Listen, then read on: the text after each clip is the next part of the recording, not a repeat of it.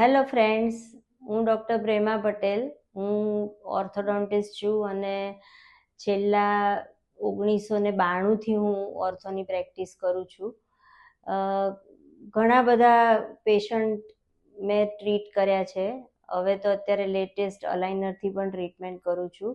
પણ છતાંય ઘણા પેરેન્ટ્સ મને ઘણી વખત પ્રશ્ન પૂછે છે કે અમારે બાળકોની કઈ એજે ટ્રીટમેન્ટ ચાલુ કરવી જોઈએ, રાઈટ એજ કઈ છે. તો આમાં એવું છે કે બાળકોને જો વાંકા ચૂકા દાંત તમે મોઢામાં જુઓ કે જ્યારે ગ્રોઈંગ હોય, ધારો કે બાળક 7 વર્ષનું હોય અને નવા દાંત આવતા હોય, 8 વર્ષનું હોય ને નવા દાંત આવતા હોય ને એ પહેલેથી વાંકા ચૂકા હોય કે સરખા ના આવે, દૂધિયા દાંત પડ્યા વગર પાછળ નવા આવતા હોય, તો એને માટે પણ તમારે તરત ઓર્થોડોન્ટિસ્ટનો સંપર્ક કરવો જોઈએ. બીજી વસ્તુ કે નાના બાળકોમાં ગ્રોથ થતો હોય છે, એ ગ્રોથનો એડવાન્ટેજ લેવો પણ જરૂરી છે.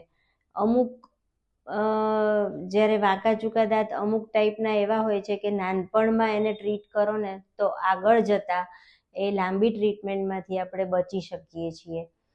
બીજું કે છોકરાઓને સ્કૂલમાં જતા થાય પછી જો બહુ જ વાંકા ચૂકા દાંત હોય, એ લોકોની સ્માઇલ ખરાબ થતી હોય તો એ લોકોનો કોન્ફિડન્સ થોડો ઘટી જાય છે. ત્યારે બાળક ખુલ્લી રીતે હસી નથી શકતું, એના ફ્રેન્ડ સાથે વાતો નથી કરી શકતું અને એ શરમાય છે અને એ મોઢું ખોલતા એને એમ થાય છે કે મારા દાંત નથી સારા. તો એવામાં એનો કોન્ફિડન્સ થોડો ડગી જાય છે. તો કોન્ફિડન્સ બૂસ્ટ કરવા માટે પણ એના દાંત નાનપણથી જો શક્ય હોય તો ટ્રીટમેન્ટથી સરખા કરાવવા જોઈએ. એટલે ગ્રોથ સ્પર્ટ એક એવી વસ્તુ છે કે જે 12 વર્ષથી તો 16 વર્ષના બાળકમાં હોય છે, જેમાં આપણે ટ્રીટમેન્ટ કરીએ તો એનું રિઝલ્ટ બહુ જ સારું અને ફાસ્ટ આવે છે. તો એવા સ્ટેજમાં જ્યારે ટ્રીટમેન્ટ કરો ત્યારે એનું રિઝલ્ટ બહુ સુંદર મળે છે. તો એ પણ એનો પણ લાભ લેવો જોઈએ. આમ બાળકોમાં તમને જ્યારે જરૂર લાગે ત્યારે ડૉક્ટરને બતાવવા જાઓ અને ડૉક્ટર એની યોગ્ય સમયે સારવાર શરૂ કરી શકશે.